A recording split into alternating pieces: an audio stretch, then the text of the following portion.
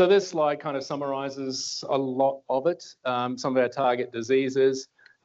It's primarily funded through Hort Innovation, the Fresh and Processing Levy.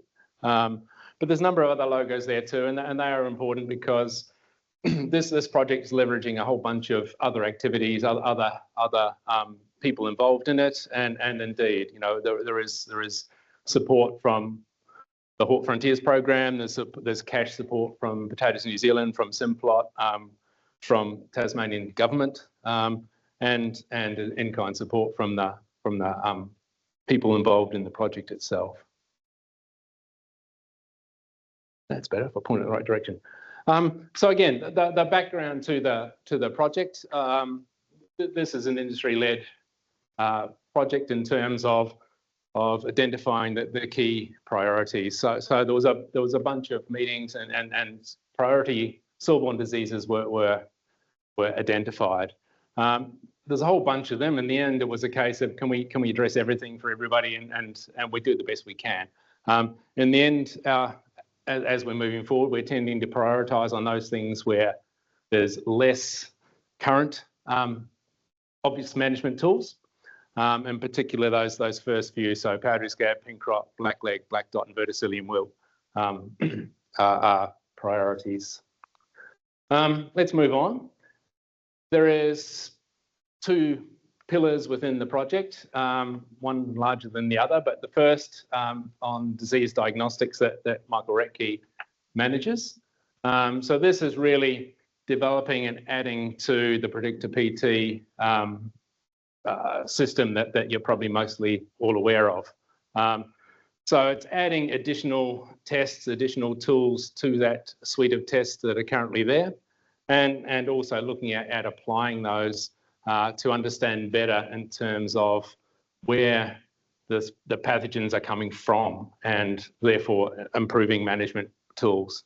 So quickly shooting on, because really we're trying to focus on, rather than what the project's about, but what the project has managed to achieve in this first year. So from the diagnostics unit, there's been priority tests developed. So Verticillium albo-atrium, that's another one of the verticillium pathogens that causes verticillium wilt.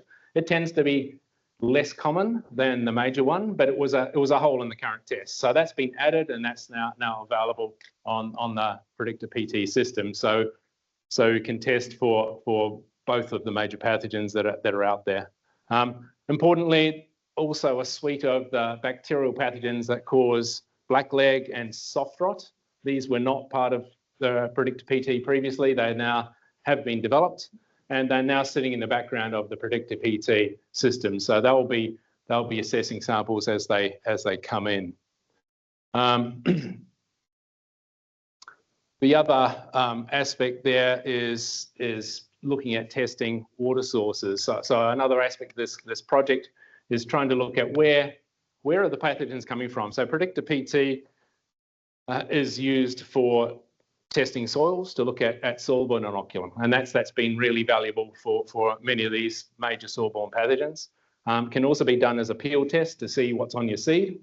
What we haven't really been able to do to date is see what other sources of inoculum could be coming, and so water sources are a potential for particularly all those waterborne pathogens. So the bacterial pathogens, pink rot, powdery scab, those and other Phytophthora and Pythiums. So that is under construction, and part of that is looking at technologies to filter and be able to test bulk water. There are systems there for testing, 1 or 2 litres. We really want to test 10 to 100 litres to get sufficient volume through to actually get a reliable test. The IDM stuff, so I coordinate that, but it involves everybody else in the team. Actually, I missed a slide. I want to go back one, sorry. Yeah, I missed that one. I don't know why. So I want to mention the team first before I go into that. So yes, there is a large team involved in this project. Michael, Audrey, and myself are the team leads, and Jonathan, Mark, Robert, and Annabelle are researchers within the group. And then the bottom row here are a bunch of postgraduate students who are also involved. The project itself is supporting about 2.5 positions. The rest are all coming from either the agencies themselves or from university or other sources of funding. So there's been good leverage happening there. Now, Mark, Jonathan, Michael and Audrey are also in the audience. So if you've got nasty questions, ask them. Now, where was I? Yeah. So the aim of this activity of work is really to augment current management practice and seeing if we can develop some new tools to manage some of these particularly nasty and problematic diseases for which we struggle. We don't have great controls for, and in some cases they're getting worse. So really looking at developing new and novel techniques, getting those to commercial validation and use, and then integrating those with existing technologies and existing treatments to actually try and improve disease management.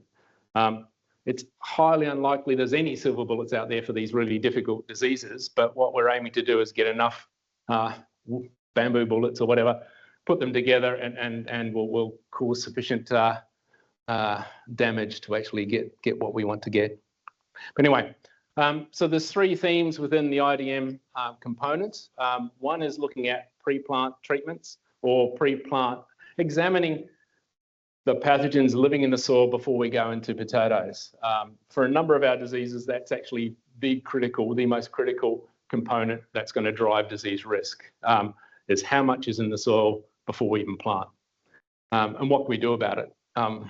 If you've got the option and you find, do a predictor PT and you find you've got way too much powdery scab in your field, go somewhere else. Not many people necessarily have that option. What else can we do? We're also looking at in-crop treatments, new in-crop treatments that we can apply during potato growth, and then looking at more environmental drivers of disease, how that can be managed, and integrating everything. And the aim to develop a set of recommendations to optimise management of soil-borne disease. Now, I normally have a big slide and talk about the biology of pathogen interactions. Trying to cut that down a bit, but I'll briefly mention what the basis of this work is about. Germinate to exterminate sounds cute, but in reality what it is using the biology of the pathogen against itself. So plants produce exudates out of their roots, and they do that to encourage all of the good microbes around their roots to colonize, to actually provide nutrition, provide protection, actually help the plant grow. So that's really important for a plant, potatoes included, that they feed this microbiology around their roots. Now, our pathogens aren't that silly. They recognize those same exudates and they use those to identify potato as a yummy host, as a food source. They use those to wake themselves up. They use those to attract themselves to the potato and to start that infection process.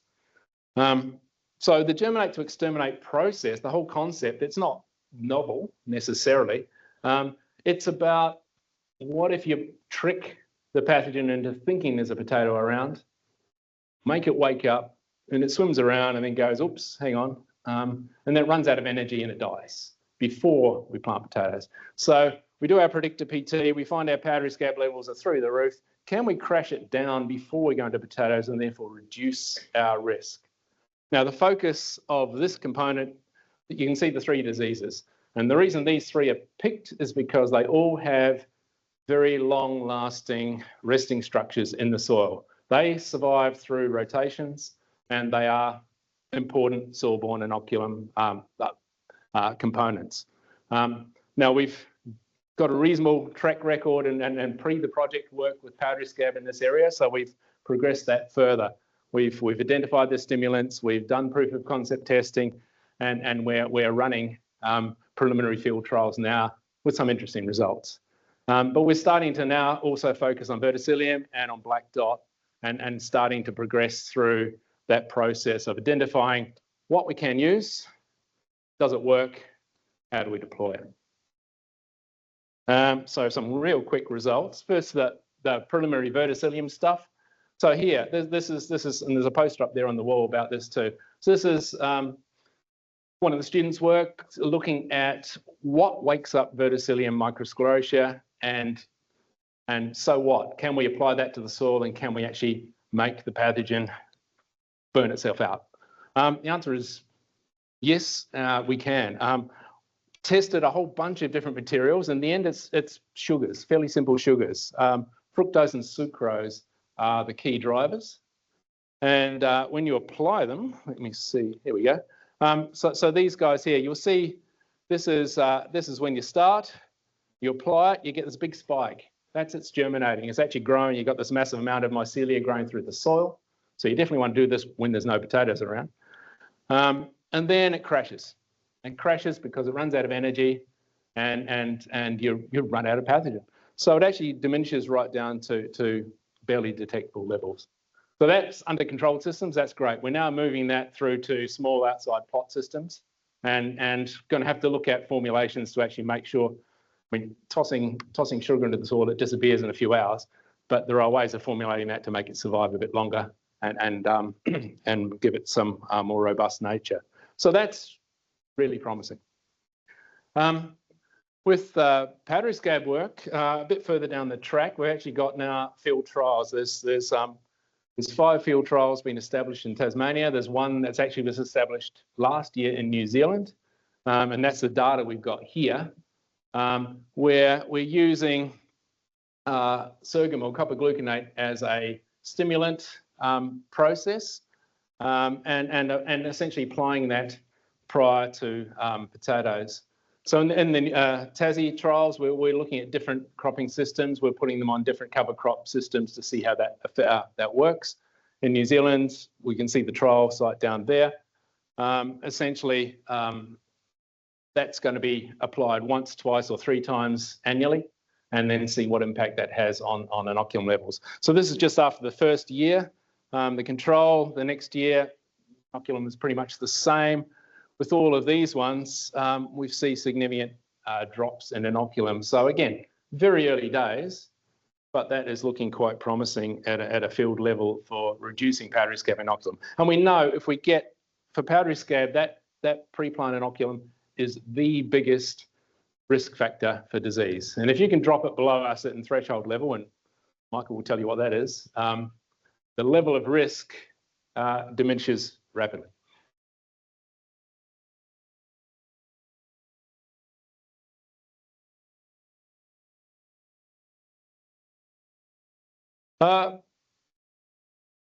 Good question. That's pulled out of the Kiwis. Look, I will need to pull that out. It is significant, but we just had A's and B's on it. No, I lost my track. Yeah, here we go. The other aspect we're looking at is volunteers. We had a brief chat in the field today. And it's really not about improving volunteer management. It's about understanding the impact of volunteers on inoculum. And it's doing it in a couple of different ways. So there's a couple of trials that have been established. There's no data yet.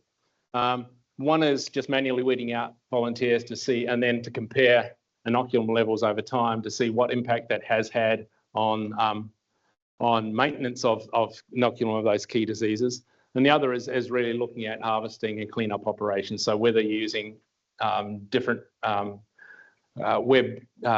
web systems to harvest smaller or larger tubers, whether you use chat bins, whether you go after with stock to kind of chew things up. So that's still an ongoing piece of work, but just to flag that this is happening and something we'll be pursuing further. Alternative hosts. I mean, so these are all part of, the reason we have rotations is to control, is to reduce, is to manage soil-borne disease. So if you've got plentiful volunteer potatoes in your rotation, it's not a rotation, you're still growing potatoes.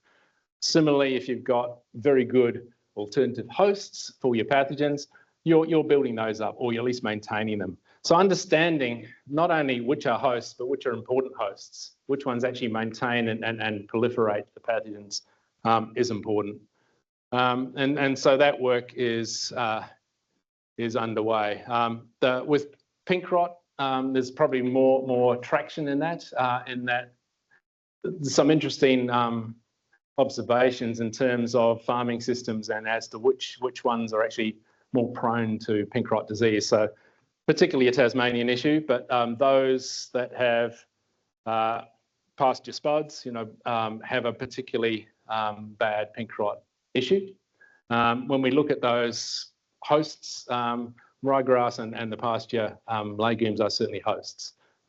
So you're providing a stable, longer-term capacity for the pathogen to multiply and remain there, and then you go on with potatoes and away we go.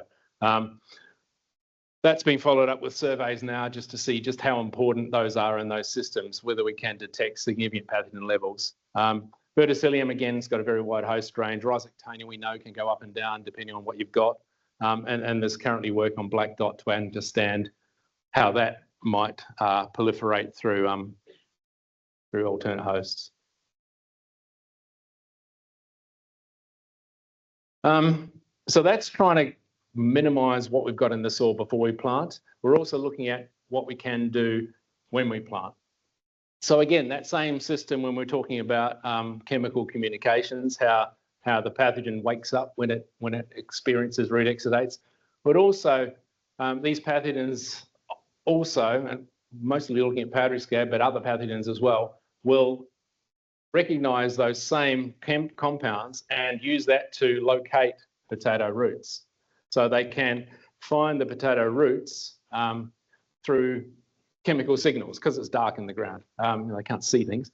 So they sniff it out and they sniff out potatoes. So what this is about is, can we confound that system? Can we actually, a bit like a pheromone system in an orchard, flood the soil environment with chemical cues so so these pathogens really don't know where the heck they're going. So there's been a whole bunch of preliminary trials, pot trials, small plot field trials, run on a number of places that have shown efficacy to the extent that a large number of potato growers in Tasmania are already adopting this. So we're kind of backtracking to some extent, going, well, hang on. For these guys that are using it, can you put in an unsprayed strip? Can we go back and actually determine whether what you're investing is actually giving you any return? What is the impact of this at a commercial level? So that's our sorghum oil copper gluconate treatments. We also were looking at glutamine as a additional more experimental treatment, and phosphonic acid, which is not related to this diffuse to confuse concept, but is also obviously has efficacy against pink rot, just to see how well that might work in these systems. So these trials, these are grower trials that with unsprayed strips. So the treatments were either sorghum oil, phos acid, or both, applied 4 times each, and you can see the treatments there. So in furrow with copper gluconate, and 3 foliars or 4 foliars with phos acid. And a summary of all of that data is here. So copper gluconate over 8 different fields, you've got an average yield increase, not massive, but and that varied from quite significant through to relatively little, but an average yield increase. We got quite a substantial pink rot / bacterial rot because you get rotted tubers and they'll all have started with pink rot, but they get followed up with soft rot. Quite a substantial decline, even though that wasn't the target. We got a significant decline in powdery scab incidence and severity, which is what we were hoping to find, which is great.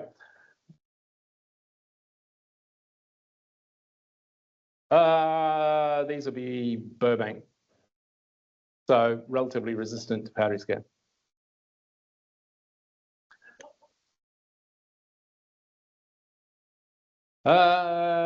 Audrey, did they get predictor PT tested?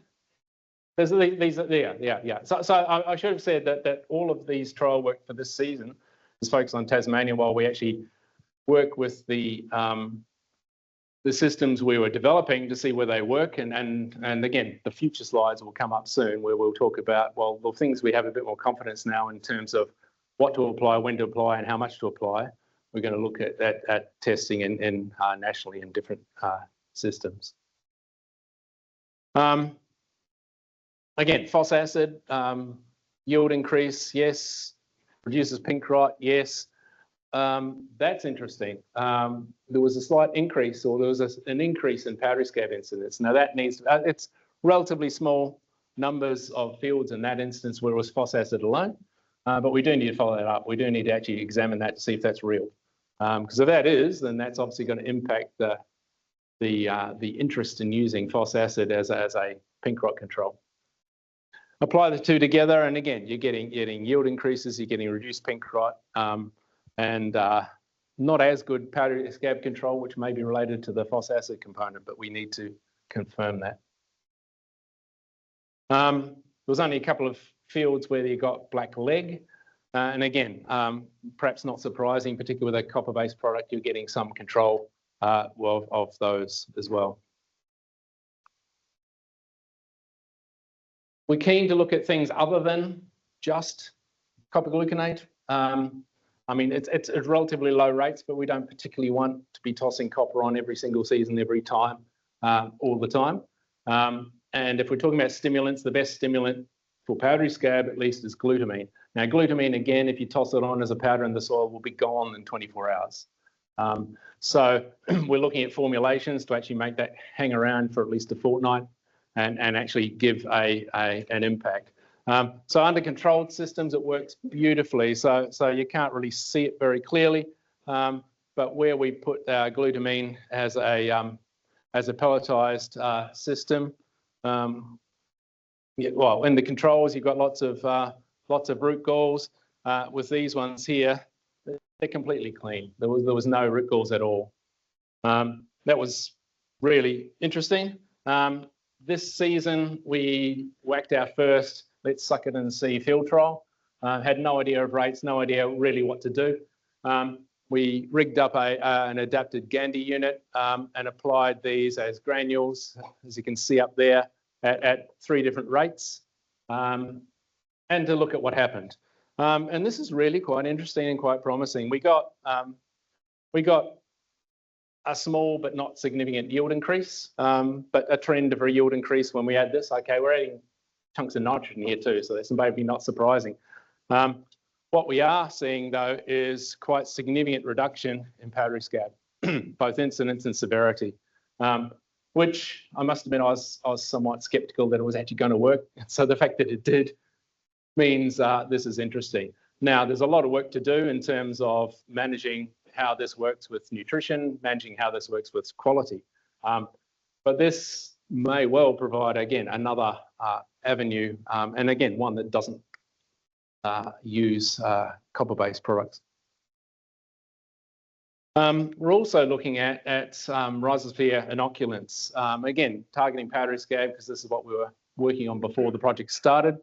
So this, again, the aim of this is to get a bacteria that loves potatoes, that lives in the root system, that actually preferentially feeds on glutamine and these other signals that the pathogen requires, and seeing how that actually affects disease incidence. And look, this, oops, haven't got, oh, how many here? I mean, so this is a summary of 7 field trials, I think, where there's been these are small plot field trials and under commercial production systems. And what we're finding is, on average, we're getting a yield boost. And it's not surprising. This is a plant growth promoting bacterium, so it's actually growing bigger roots. It's actually growing more robust plants. This is across a number of different varieties. We're also seeing significant decrease in powdery scab disease. And again, that's promising. So that is heading towards looking at, there's certainly interest from commercial partners as to try and develop that into a product that will be available for growers. So anyway, need to finish up quick. Oh, yes. Whew. I can do it. I can do it. So look, I've only got three summary slides, and then we can go into the nasty questions later. So really, a summary for this year. It's been a busy year. There's been about 30 odd field trials and a whole bunch of pot trials, lab work, and everything else behind that. It was a huge effort from the team. Usually not me, but everyone else. And that's generated a large amount of data that's only really just starting to get crunched now. The big thank you to all the growers too. There was a large number of growers that let us use their fields, particularly putting the unsprayed strips in, so we can actually get some actual solid commercial data. I'm really quite excited about that data rather than even the small plot data. I mean, the small plot data, you get better control, you get better capacity for statistical analysis. But under commercial growing systems, to actually show that you're getting measurable yield differences and measurable disease controls is powerful. These were focused in Tasmania, and the expectation to kind of test the system, and then with the expectation that we'll expand this nationally in the coming season. So our outcomes, we have new tests in place, and those tests will be sitting behind the Predictor PT now, and we'll be using some of those to better understand, particularly with the blackleg pathogens, because we know there's a large number of species there, but really there's very little understanding as to the importance of the individual species. I mean, which ones are most prevalent? Which ones actually cause which symptoms? So we'll be able to track that as data comes in with different samples and then associate it with different pathogen types. The pre-plant stuff is showing, I mean, it's early days, trials that only just established, we're only just starting to monitor those. But again, there's showing some promise for reducing powdery scab in field, and at least with verticillium, the proof of concept is there. We have identified key alternative hosts, particularly for pink rot, and we're expanding that to others. And obviously with the volunteer stuff, well, that's still that's ongoing. The in-crop treatments, copper gluconate and phos acids certainly show promise for improving yields, reducing pink rot / soft rot issues in our systems. We do need to examine that link between phos acid and powdery scab. If that is counterproductive, then that becomes interesting. But I do want to see more work before we sell that idea. And certainly we'll want to look at that under different production systems. The glutamine treatments, again, are interesting. The fact that even with a look-see trial, we actually got some promising data means we should be progressing through and starting looking at better formulations and refining that and looking at interactions with the nutrition. While I didn't present it because we're running out of time, I mean, there were some fungicide trials interacting with these treatments too. And yes, I'm both here and in New Zealand too, where they're compatible. In fact, there's probably an element of synergism where you're getting greater control when you add conventional fungicides alongside these other treatments. And again, bacterial inoculant looks interesting. Where to from here? I'll kind of map some of this. Part of it is a focus from the diagnostic system on testing bulk water sources and then trying to understand better where the major pathogens are coming from into the fields. And then the monitoring the blackleg soft rot pathogens, particularly mapping what species are associated with what. Monitor those existing trials, the G2E trials, and possibly looking at interstate ones for those, or whether we wait to see how well they work in Tassie first. Looking at formulations for verticillium work, and again, monitoring those other longer term trials that are established. Bin crop treatments, look, they're looking interesting. We do want to start looking at those at least interstate and looking at cropping in different planting systems. Noting that look, there's already interest from other places. So we're not funding any of that stuff in Canada or US, but they're already using it. They're already going to start doing trials in North America and in China to see how it works over there too. So we're able to leverage that. We're able to get data from those systems and see how robust it is under very different production systems, very different varieties. if it works there, it'll work sort of anywhere. We're certainly going to expand our work, particularly focus on verticillium black dot and blackleg, and helping with getting commercial development and adoption through some of these treatments that appear to be having legs, like the copper-gluconate, like the Zergamil and these biologicals.